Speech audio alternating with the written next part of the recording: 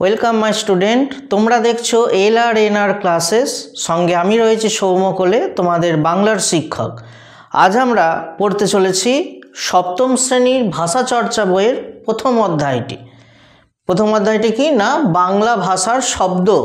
দেখো লেখা আছে পার্ট 2, অর্থাৎ এই বাংলা ভাষার শব্দ এই অধ্যায়টার প্রথম অংশ আমাদের প্রথম পার্ট 1 ভিডিওতে দেওয়া হয়েছে। সেখানে মূলত আমরা আলোচনা করেছি কেন অন্য কোনো ভাষা থেকে শব্দ ঋণ নেব আমরা, তারপরেতে বাংলা ভাষার কিভাবে উৎপত্তি হলো, বাংলা ভাষার জননী কে হিসাবে সংস্কৃত ভাষাকে গণ্য করা যায় কি না, বা বাংলা ভাষার উৎপত্তিটি কোন ভাষা থেকে, তারপরেতে ভারতীয় আর্য ভাষা শ্রেণীবিভাগ, প্রাচীন ভারতীয় আর্য কাকে বলে, মধ্য ভারতীয় আর্য কাকে বলে, নব্য ভারতীয় আর্য কাকে বলে, এই সমস্ত প্রশ্ন, বা সংস্কৃত ভাষার নামকরণ কেন হয়েছে, বা প্রাকৃত ভাষার নামকরণ কেন হয়েছে, এবং সেই সূত্রে বাংলা শব্দ ভাণ্ডারকে যে 3টে ভাগে ভাগ করা হয়েছিল, মৌলিক, আগন্তুক, নবগঠিত, তার মধ্যে মৌলিক শব্দর শ্রেণীবিভাগগুলো অর্থাৎ তৎসম শব্দ, তদ্ভব শব্দ, রূপান্তরিত তদ্ভব শব্দ এবং অর্ধ তৎসম শব্দ, এই যাবতীয় প্রশ্ন উত্তর আমাদের প্রথম ভিডিওতে আলোচনা করা হয়েছে। যারা দেখনি তারা ওখানটা দেখে নেবে। আজকে আমরা মূলত এই চ্যাপ্টারের দ্বিতীয় ভিডিও বা শেষ ভিডিওতে আমরা মূলত আলোচনা করব বাকি দুটো ভাগ, আগন্তুক শব্দ এবং নবগঠিত শব্দ। আগন্তুক কথাটা মানে যে এসেছে, অতিথি, অর্থাৎ যারা এসেছে তারাই অতিথি হিসাবে। সেই হিসাবে বলা যেতে পারে এই চ্যাপ্টারেতে আমরা যা আলোচনা করেছি সবই কিন্তু আগন্তুক। মানে আমরা এই চ্যাপ্টারেতে প্রথম ভিডিওতে বলেছিলাম যে আমরা বাংলা ভাষায় কথা বলছি, মাতৃভাষা আমাদের বাংলা, তা সত্ত্বেও কিন্তু আমাদের বিভিন্ন ভাষা থেকে শব্দ নিয়েছি। সুতরাং বলা যেতে পারে মৌলিক বলো, আগন্তুক বলো, নবগঠিত বলো, সবই একদিক থেকে কিন্তু এসেছে। তা সত্ত্বেও আগন্তুক শব্দ হিসাবে আমরা একটা আলাদা ভাগ এর তৈরি করেছি। এই আগন্তুক শব্দ হিসাবে আগন্তুক শব্দর মধ্যে পড়ছে দেশি শব্দ বা অজ্ঞাতমূল শব্দ, প্রাদেশিক শব্দ আর বিদেশি শব্দ। আর নবগঠিত শব্দ এই বিষয়টার মধ্যে পড়ছে মিশ্র শব্দ, ইতর শব্দ, খণ্ডিত শব্দ, মুন্ডমাল শব্দ। এই ভাগগুলো নিয়ে আমাদের আজকে এই ভিডিওটাতে আলোচনা করব। এবার এই যে আমাদের আগের ভিডিওতে দেখেছিলাম আনুমানিক 900 খ্রিস্টাব্দেতে নব্য ভারতীয় আর্য ভাষাগুলোর জন্ম হয়েছিল, অর্থাৎ বাংলা, হিন্দি, উড়িয়া, মারাঠি, পাঞ্জাবি, অসমিয়া ইত্যাদি যে এখনকার ভাষাগুলো চলছে, যেগুলোকে আমরা নব্য ভারতীয় আর্য ভাষা বলছি, সেগুলো আনুমানিক 900 খ্রিস্টাব্দতে অপভ্রংশ অবহট্ট ভাষার বিভিন্ন শাখা থেকে জন্মগ্রহণ করেছিল, এবং যেহেতু এখন চলছে তাই এর নাম নব্য ভারতীয় আর্য ভাষা। এই নব্য ভারতীয় আর্য ভাষার অন্যতম একটা ভাগ হচ্ছে বাংলা ভাষা। এই বাংলা ভাষাও একইভাবে আনুমানিক 900 খ্রিস্টাব্দে মাগধী অপভ্রংশ অবহট্টের পূর্বী শাখা থেকে জন্মগ্রহণ করেছে। কিন্তু একটা বিষয় দেখো, 900 খ্রিস্টাব্দে যে ভাষাটা জন্মগ্রহণ করেছে আর আজকে আমরা দাঁড়িয়ে আছি 2025 খ্রিস্টাব্দতে, অর্থাৎ একটা দীর্ঘ সময় কিন্তু পেরিয়ে গেছে। এই দীর্ঘ সময়েতে ভাষা, যে কোনো ভাষা পরিবর্তন হয়ে যাবে এটাই স্বাভাবিক, কেননা ভাষার ধর্মই হচ্ছে পরিবর্তন হয়ে যাওয়া। বিশেষ করে মানুষের মুখের ভাষা আগে পরিবর্তন হয়। এটা একটা আমরা যদি অন্যভাবে উদাহরণ দিই, ধরো আমি 10 জন ছেলেকে দাঁড় করালাম। প্রথম ছেলেকে আমি একটা কথা বললাম, আমি বললাম তুই পাশের ছেলেটাকে বলে দে। সে পাশের জনকে বলল, সে আবার পাশের জনকে বলল, এইভাবে বলতে বলতে বলতে বলতে যখন লাস্ট 10 নম্বর ছেলেটি যখন আমাকে বলতে আসছে ওই কথাটা, দেখা যাচ্ছে অনেক কথা কিন্তু হেরফের ঘটে গেছে। কেননা আমরা যখন বলি মুখেতে অনেক শব্দ বাদ দিয়ে ফেলি, অনেক শব্দ নতুন যোগ করে ফেলি, কিংবা অনেক শব্দের মধ্যে ধ্বনি পাল্টে ফেলি, অর্থাৎ পাল্টে যায়। মানুষের মুখের ভাষার বৈশিষ্ট্যই হচ্ছে পাল্টে যাওয়া। তেমনি 900 খ্রিস্টাব্দে জন্মগ্রহণকারী বাংলা ভাষা আজকে 2500 খ্রিস্টাব্দেতে এসে তার সেই প্রাচীনকালের রূপ যে নিয়ে থাকবে না, এটাই স্বাভাবিক।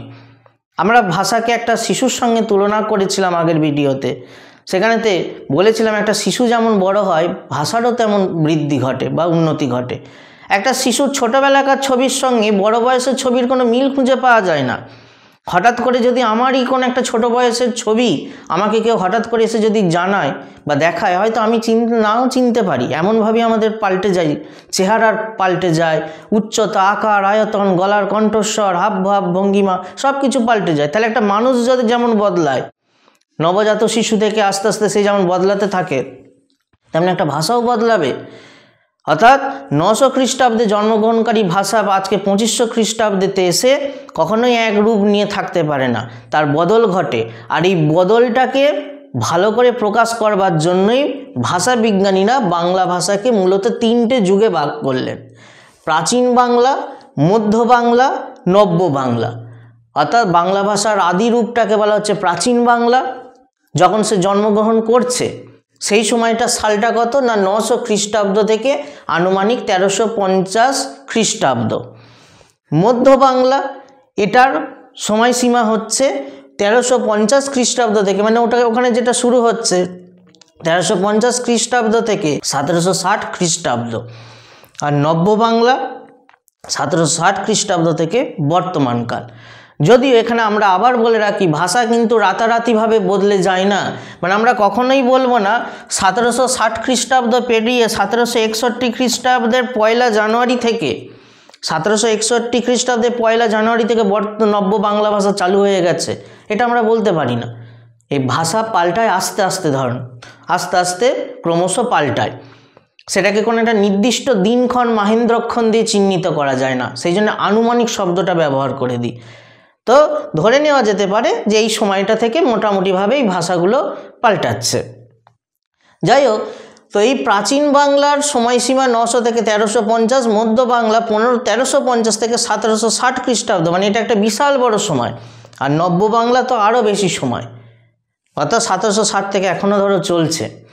এই যে 3টে যুগে ভাগ করা হলো, এই 3টে যুগে কেন ভাগ করা হলো না, বাংলা ভাষার প্রাচীনকাল বা নবজাত রূপের সঙ্গে মধ্য বাংলার অনেক পার্থক্য ঘটে গেছে, আবার মধ্যযুগের বাংলার সঙ্গে কিন্তু নব্যযুগের বাংলা ভাষার অনেক পার্থক্য ঘটে গেছে।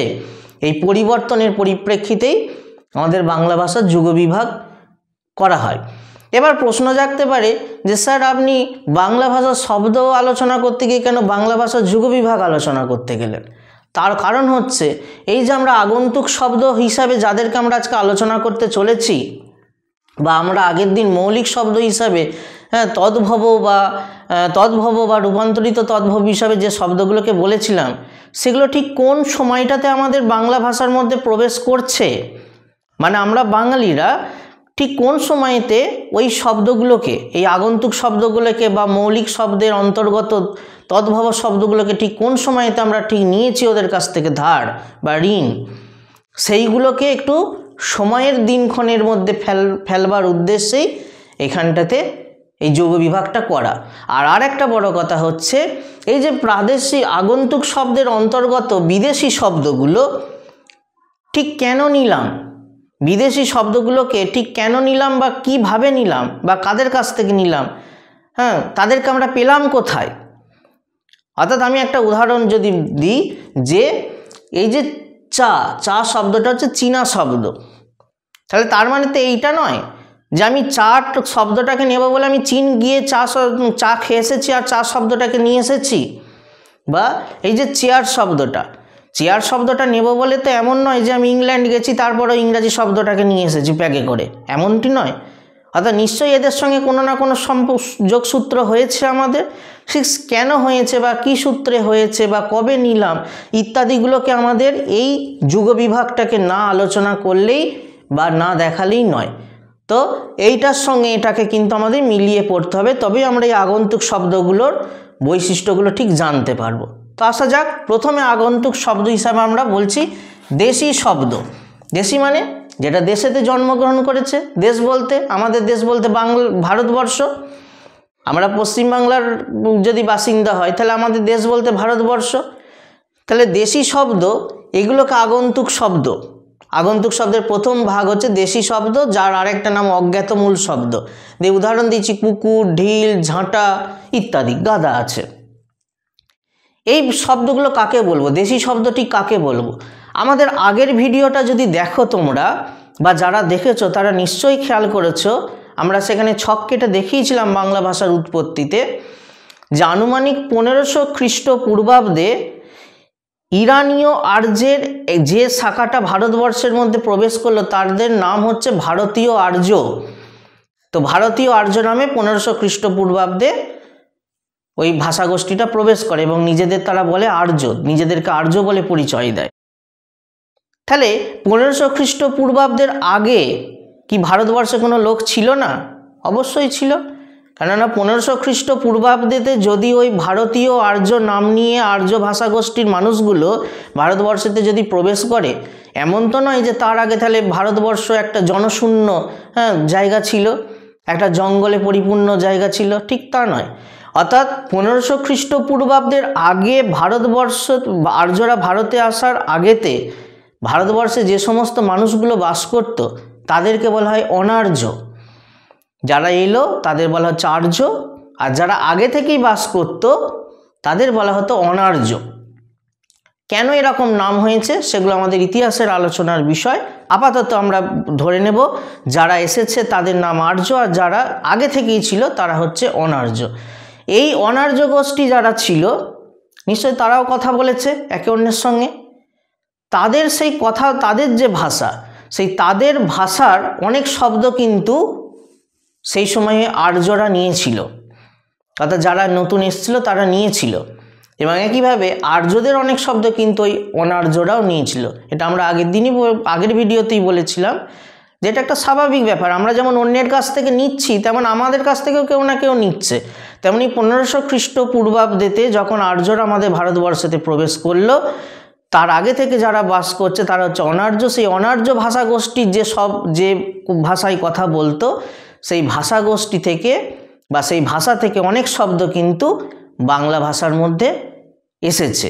সেটা সংস্কৃত সূত্র ধরে প্রাকৃতের মধ্য দিয়েই হোক, বা সংস্কৃত থেকে সরাসরিভাবে প্রাকৃতেতে হোক, বাংলাতে হোক, বা সরাসরিভাবে সেই অনার্য ভাষাগোষ্ঠীর মানুষগুলোর ভাষা থেকে বাংলাতে হোক, যেভাবেই না হোক এসেছে।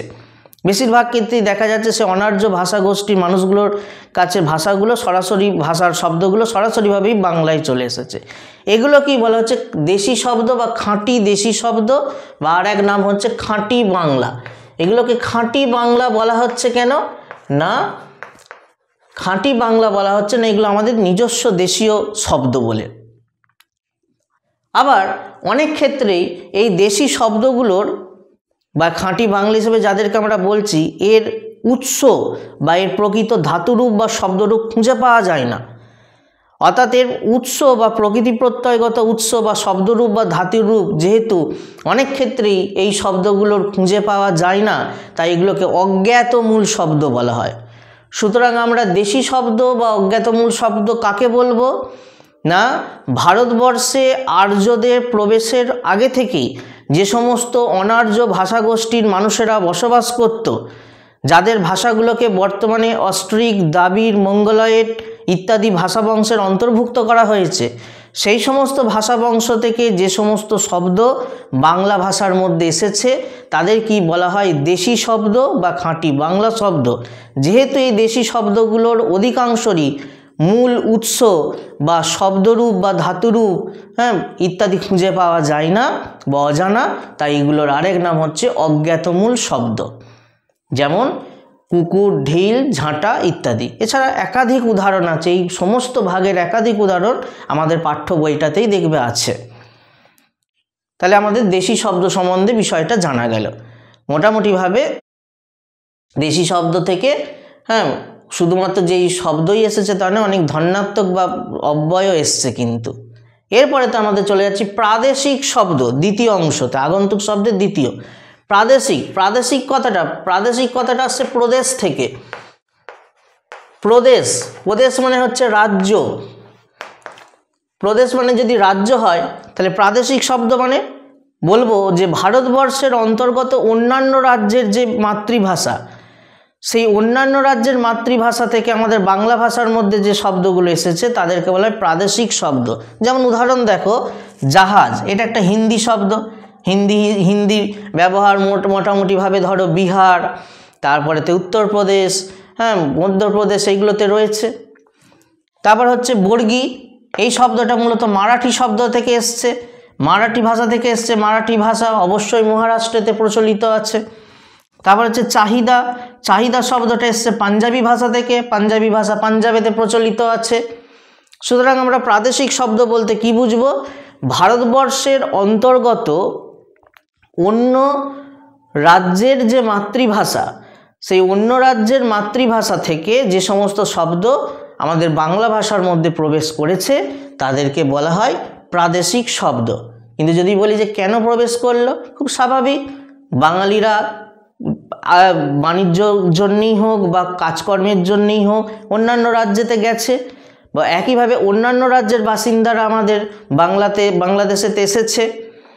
এইভাবে যেমন গেছে তেমন এসেছে, এইভাবে মানুষের মধ্যে একটা যোগসূত্রতা বজায় ঘটেছে বা যোগসূত্রটা ঘটেছে, আর যোগসূত্রতার মধ্য দিয়ে আমরা ভাষা নিয়েছি, একইভাবে ওরাও আমাদের কাছ থেকে হয়তো নিয়েছে।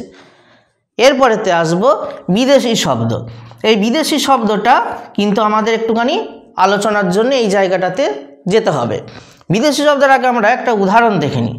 চেয়ার ইংরাজি শব্দ, ইংরাজিতে শব্দ তো আমরা গাধা ব্যবহার করি, আমরা একটাই শুধু উদাহরণ দিয়েছি। চা চীনা শব্দ, পেঁপে পর্তুগিজ শব্দ। এছাড়াও আমরা বিএ পার্ট 1-এতে বা প্রথম ভিডিওতে আমরা আরবি ফার্সি সব ভাষার উদাহরণ দেখিয়েছিলাম। আদালত, মামলা, মোকদ্দমা, হ্যাঁ, ইত্যাদিগুলো সবই প্রায় আরবি ফার্সি শব্দ। এই যে আরবি, ফার্সি, পর্তুগিজ, তারপরেতে হচ্ছে চীনা, ইংরাজি, জাপানি, বর্মী ইত্যাদি শব্দগুলো ঠিক কখন এলো আমাদের এই বাংলা ভাষার মধ্যে, সেগুলোকে আমরা এইখানটাতে একটু আগে আলোচনা করে নিই। দেখো, আমরা এখানে লিখেছি তুর্কি আক্রমণ। বাংলাদেশেতে তুর্কি আক্রমণ ঘটেছিল 1203 খ্রিস্টাব্দেতে। বখতিয়ার খিলজির নেতৃত্বে বাংলাদেশেতে 1203 খ্রিস্টাব্দেতে তুর্কি আক্রমণ ঘটে এবং বাংলাদেশ সেই সময়তে লক্ষণ সেন পরাজিত হয়, বা লক্ষণ সেন বিনা যুদ্ধেতেই ছেড়ে দেন। খুব সহজেই বাংলাদেশ তুর্কিদের দখলেতে চলে যায়। তো এই 1203 খ্রিস্টাব্দের যে তুর্কি আক্রমণের মধ্য দিয়ে বাংলাদেশ কি হলো, তুর্কিদের আওতাভুক্ত হয়ে গেল। ঠিক তারপরেতে কিভাবে রাজনৈতিক প্রেক্ষাপট বদলেছে, তুর্কি শাসনের পরেতে সুলতানি আমল শুরু হয়েছে, সুলতানি আমলের পর মোগল যুগ শুরু হয়েছে। মোগল যুগের শেষ সীমাটাকে আমরা কত ধরবো?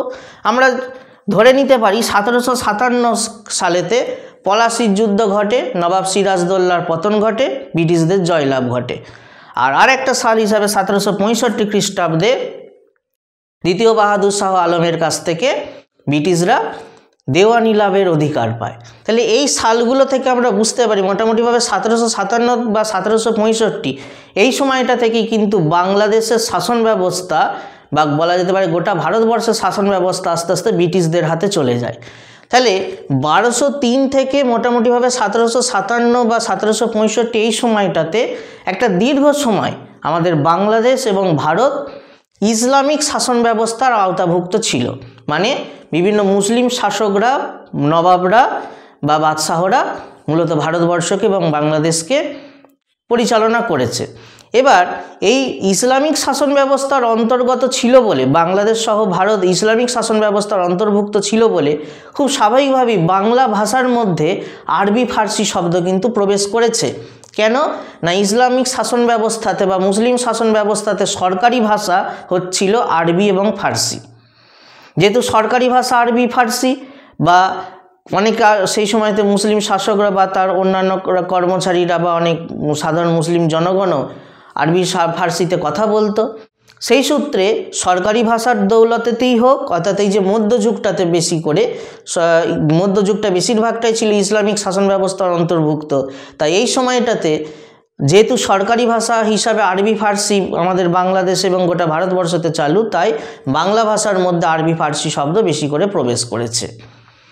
আবার এই যে 1757 খ্রিস্টাব্দে পলাশির যুদ্ধ বা 1765 দেওয়ানি লাভের মধ্য দিয়ে আমরা ইংরেজ শাসন ব্যবস্থা শুরু হচ্ছে। ইংরেজরা আস্তে আস্তে শাসন ক্ষমতা কেড়ে নিচ্ছে, বণিকের মানদণ্ড রাজদণ্ডতে পরিণত হচ্ছে। অর্থাৎ বলা যেতে পারে ইংরেজরা আসছে এবং তাদের সঙ্গে পরিচয়ের সূত্র ধরে আমরা ইংরাজি ভাষা পাচ্ছি। এবং বর্তমানে ইংরাজি ভাষা মানে বর্তমানে তো ইংরাজি ছাড়া তো আমাদের চলবেই না। সেই যে ইংরেজদের আগমনের মধ্য দিয়ে বাঙালিরা ইংরেজদের কাছ থেকে ইংরাজি ভাষা গ্রহণ করতে ধরল, তার শেষ কিন্তু এখনও হয়নি।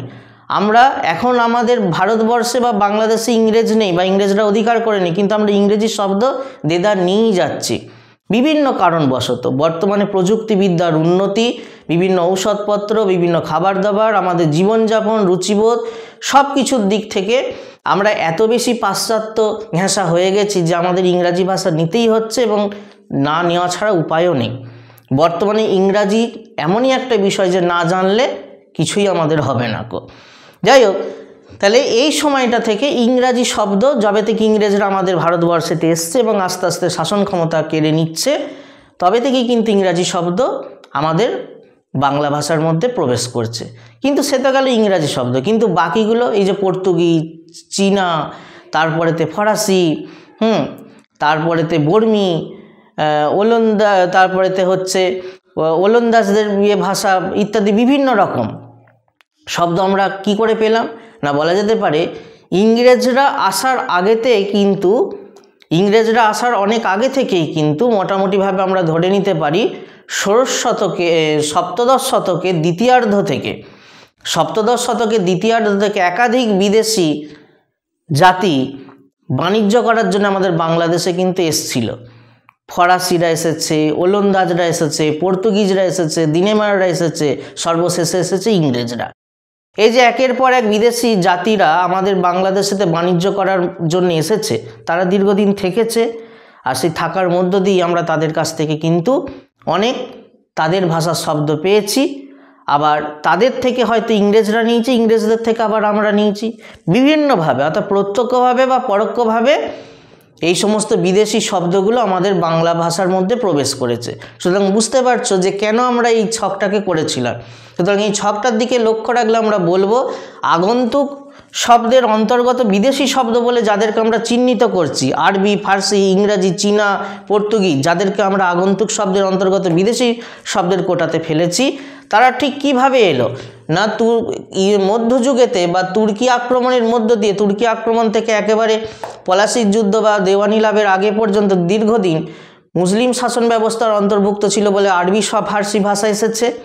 আবার ইংরেজরা শাসন ক্ষমতা দখল করার মধ্য দিয়ে ইংরেজি শব্দ আমাদের বাংলা ভাষার মধ্যে এসেছে। আবার ইংরেজদের মধ্য দিয়েই হোক বা বিদেশি জাতিরা আমাদের দেশেতে বাণিজ্য করতে আসার মধ্য দিয়েই হোক, সরাসরিভাবে তাদের ভাষা থেকে বিভিন্ন শব্দ এসেছে।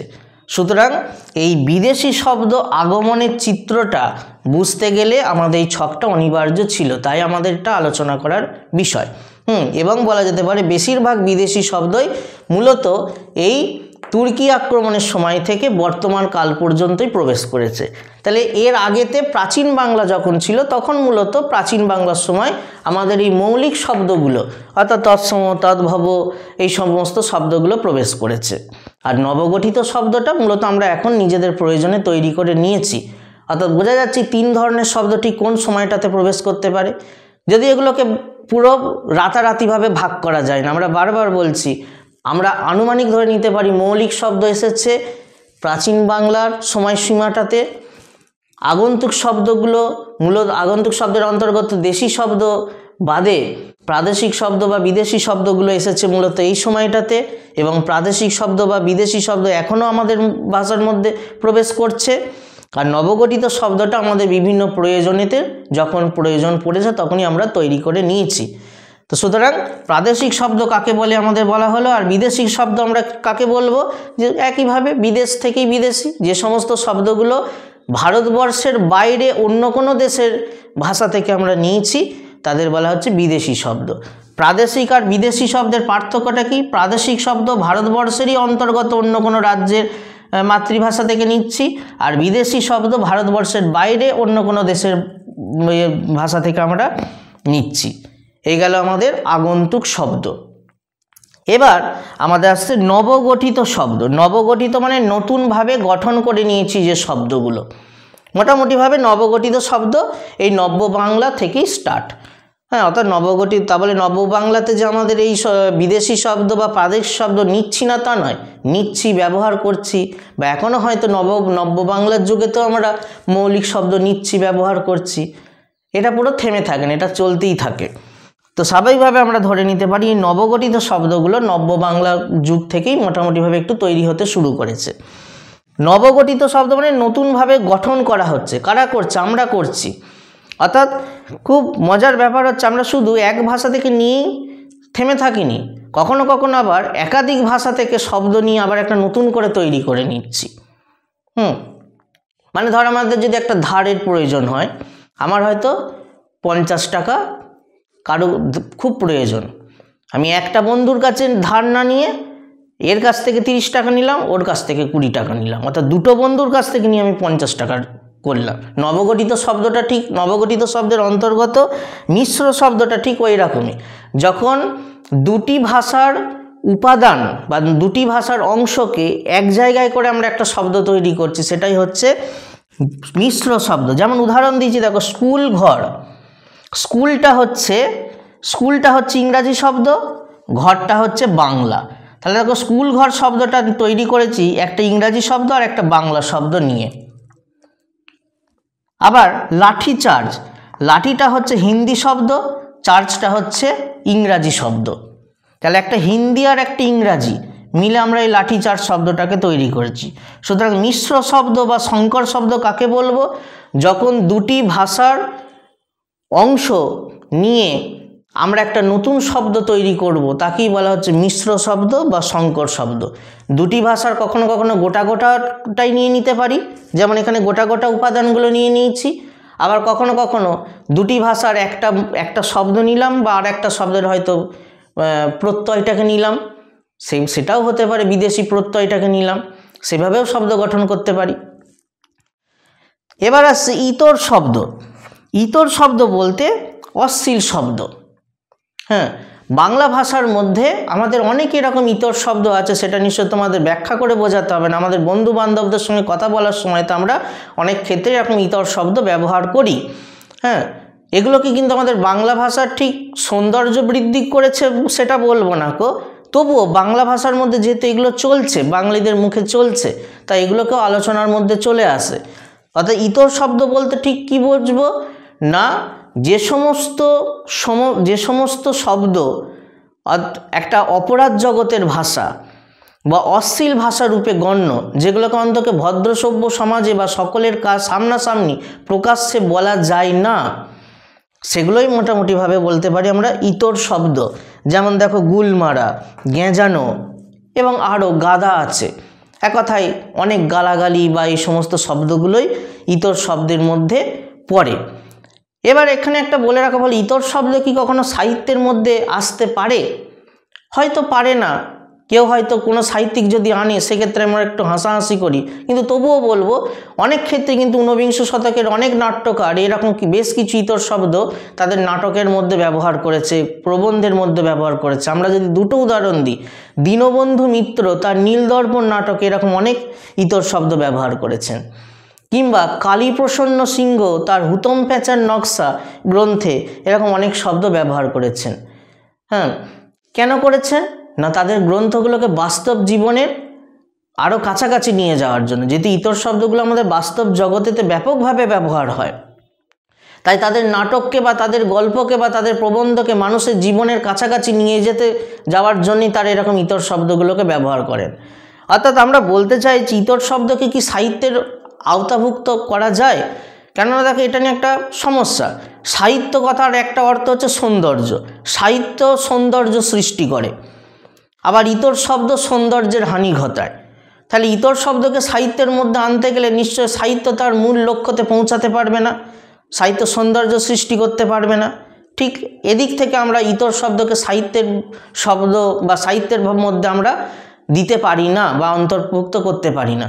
এটা যেমন ঠিক, তেমন আবার অন্য দিক থেকে আমরা ব্যাখ্যা করতে পারি সাহিত্য হলো মানুষের জীবনের কথা। কাজে সাহিত্যকে মানুষের জীবনের কাছাকাছি নিয়ে যেতে গেলে, অর্থাৎ কোনো সাহিত্যিক তার লেখাটাকে মানুষের জীবনের পুরো কপি করতে গেলে যেন কোনো পাঠক না বলে যে এই সাহিত্যিক বানিয়ে বানিয়ে কল্পনা করে লিখেছেন, এর মধ্যে বাস্তবতা কিছু নেই। এই অভিযোগটা থেকে নিজেকে মুক্ত করতে গেলে অনেক সময় সাহিত্যিকরা মানুষের জীবনের কাছাকাছি যেতে চান, আর সেই কাছাকাছি যাওয়ার জন্য তাদের একটা অন্যতম উপায় হয়ে দাঁড়ায় এই ইতর শব্দগুলোকে তাদের সাহিত্যের মধ্যে ব্যবহার করা। সুতরাং বলা যেতে পারে সাহিত্যিকরা ইতর শব্দগুলোকে ব্যবহার করেন তখনই যখন তারা চেষ্টা করেন সাহিত্যের মধ্যে বাস্তবতা আনার, যখন তারা চেষ্টা করেন সাহিত্যকে মানুষের জীবনের কাছাকাছি পৌঁছে দেওয়ার। এই দিক থেকে কিন্তু ইতর শব্দ সাহিত্যের আওতাভুক্ত হয়ে যায়। এবং এটাও ঠিক, বর্তমানে এই ইতর শব্দ নিয়ে অনেক ভাষা গবেষক বা লোকসংস্কৃতির গবেষক কিন্তু এর চর্চাও গবেষণাও করছে। যাই হোক, এরপরে তো আমরা যাব খণ্ডিত শব্দ। খণ্ডিত মানে খণ্ড করা, টুকরো টুকরো করা, এ থেকে খণ্ডিত শব্দটা আসছে। আমরা দেখব অনেক সময় গোটা শব্দটাকে ব্যবহার না করে তার একটা কোনো অংশ ব্যবহার করি। যেমন মাইক্রোফোন, মাইক্রোফোনকে আমরা সংক্ষেপে বলি মাইক, মাইক বাজছে।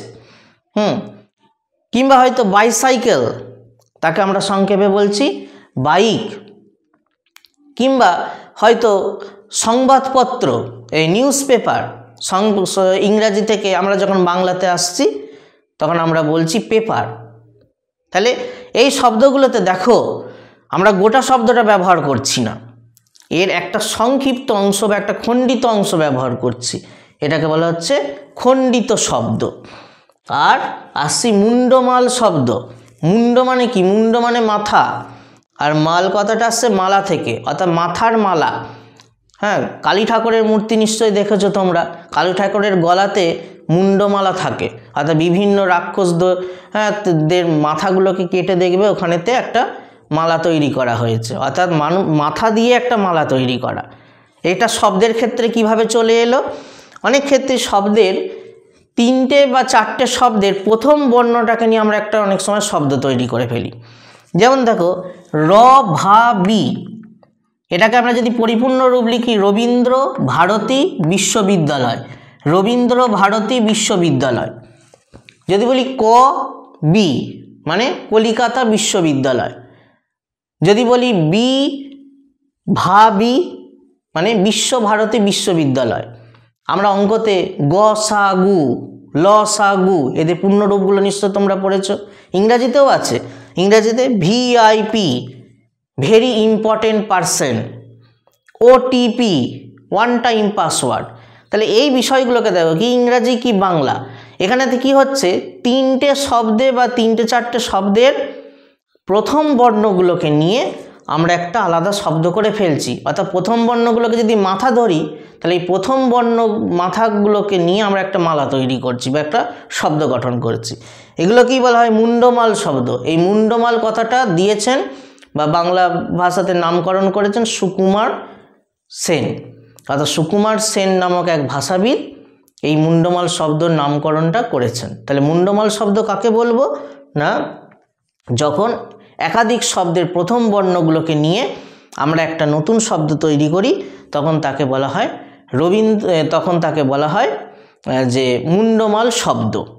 ইংরাজিতে এরকম এখনও গাদা উদাহরণ আছে বা বাংলাতেও আছে। তো তাহলে এই গেল আমাদের আগন্তুক শব্দ এবং নবগঠিত শব্দ। আর আমাদের প্রথম ভিডিওতে আলোচনা করা হয়েছে মৌলিক শব্দ।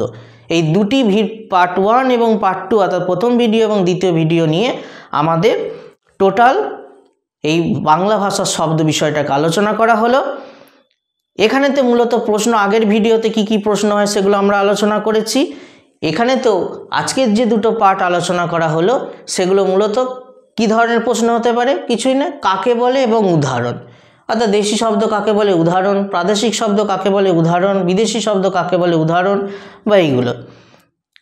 এটা এক ধরনের প্রশ্ন হয়। আবার ঘুরিয়েও দিতে পারে, হঠাৎ তোমাকে হয়তো দিয়ে দিল চা শব্দটা কী ধরনের শব্দ, তোমাকে তখন বলতে হবে বিদেশি শব্দ। কিংবা হয়তো তোমাকে বলে দিল যে বর্গী শব্দটা কী ধরনের শব্দ, প্রাদেশিক শব্দ। তোমাকে হয়তো বলে দিল স্কুল ঘর শব্দটা কী ধরনের শব্দ, তোমাকে বলতে হবে নবগঠিত শব্দ বা মিশ্র শব্দ। এটাও বলা যায় বা এটাও বলা যায়। হ্যাঁ, এই ভাগগুলোকে বলায় ভালো। অর্থাৎ হয় সংজ্ঞা দেবে, সংজ্ঞা সহ উদাহরণ লিখতে দেবে, কিংবা উল্টো করে দেবে, উদাহরণটা দিয়ে দেবে তোমাদেরকে কোন ভাগের মধ্যে সেটা পড়ছে সেটা আলোচনা করার, সেটা তোমাদের লিখতে হবে। সুতরাং এইখানেতে যদি উল্টোটা দেয় সেক্ষেত্রে আমাদের একটু সমস্যা হয়ে যায়, কেননা তোমাদের পাঠ্য বইয়েতে দেখবে গাদা উদাহরণ আছে, কি তৎসম বলো বা অর্ধ তৎসম বলো বা তদ্ভব বলো, বিশেষ করে এই বিদেশি শব্দর গাদা গাদা উদাহরণ আছে। সেগুলো একটু মনে রাখা সত্যিই কষ্টকর, তবুও বারংবার পড়ে সেটা চেষ্টা করবে মনে রাখার। এবং যে বিষয়গুলোকে আজকে আলোচনা করা হলো তার সংজ্ঞা এবং প্রশ্ন উত্তর যদি তোমাদের নোটস পেতে ইচ্ছা হয়, আমাদের ওয়েবসাইটেতে www.lrnr.in এই ওয়েবসাইটেতে গিয়ে তোমরা ডাউনলোড করে নাও। আর আজকের ভিডিওটা কেমন লাগলো সেটা তোমরা অবশ্যই কমেন্ট বক্সে জানিও, ভালো লাগলে লাইক করো, এবং এই ভিডিওটার উপরেতে কোনো এমসিকিউ ইত্যাদি প্রয়োজন হলে তোমরা ওই ওয়েবসাইটেতে গিয়ে পেয়ে যাবে। দেখা হবে পরের ভিডিওতে।